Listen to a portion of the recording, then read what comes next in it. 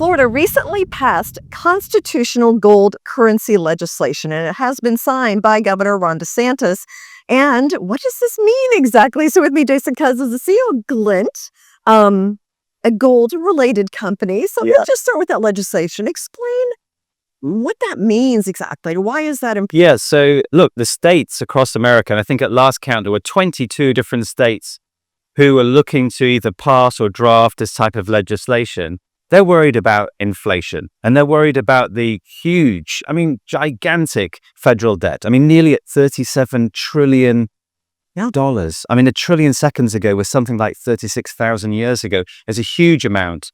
They're worried about that, but what can they do? Under the Constitution, it says no state may make its own currency except gold and silver. And so what they're doing is, and Florida just did this on Tuesday. They signed a bill. Arkansas had just done it, I think, a couple of weeks before that. They've signed bills that authorize gold and silver to be used as legal tender. So what does this mean for Glint?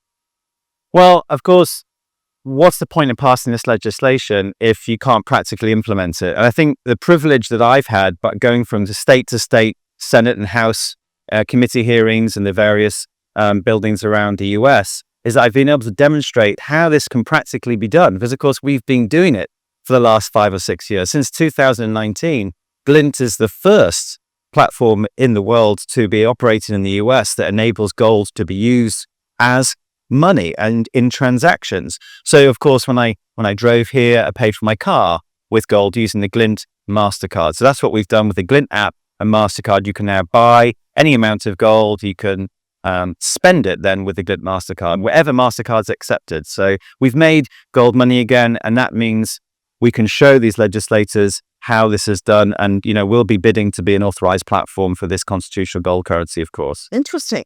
So since Glint exists, why is this legislation needed? That's a really good question. I think it's a one a lot of people ask, and I think it's called the 3 T's. We're calling it. So one is for taking.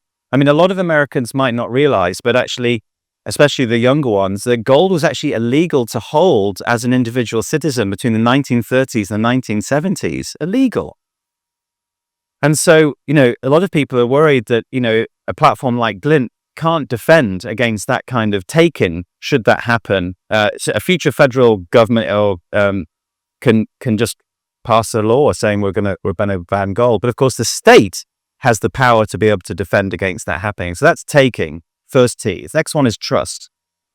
This is gold that's held in a vault, and the state can make sure that there's various rules and regulations set across to make sure that gold is definitely in the vault. President Trump has recently said he wants to make sure that the gold is in Fort Knox, or the states can make sure the gold is in the vaults inside their states. And the last one, which I think is fascinating, that as a authorized currency of a state, which is therefore by default is therefore an authorized currency of the United States, there should be no capital gains tax. The IRS should not be able to tax capital gains. So this legislation lays the path for 28% capital gains tax on gold and silver, currently classified as collectibles, to fall away. So people really shouldn't be taxed just for trying to maintain their purchasing power. It's really an immoral tax, I think a lot of people think. So let's talk about the gold market. I think when you and I first started talking 5-6 years ago or whatever, the deficit in debt has just ballooned. Yeah, absolutely.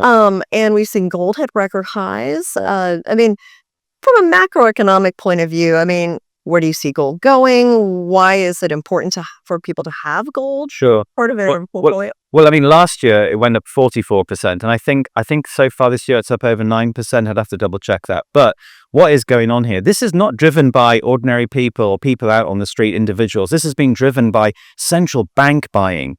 So this is central banks around the world, including the US Federal Reserve, are buying gold.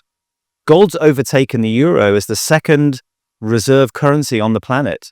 So what I'm talking about there is countries across the world, they hold money in their reserves, and the predominant one is the US dollar, but the second currency is now gold, which became a tier 1 asset a couple of years ago.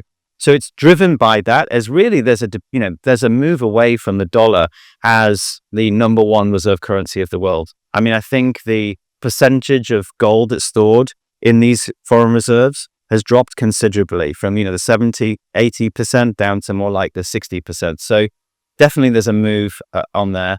And I think that, gold, the dollar in gold terms has depreciated 50% since COVID happened, just when related to gold.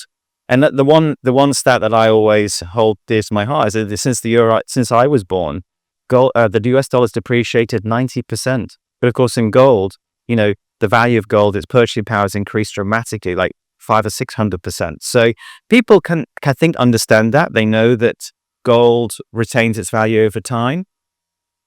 But at the end of the day, what Glint is here to do is to give everybody their own personal gold standard, to give them an efficient means of buying and selling it at low pricing.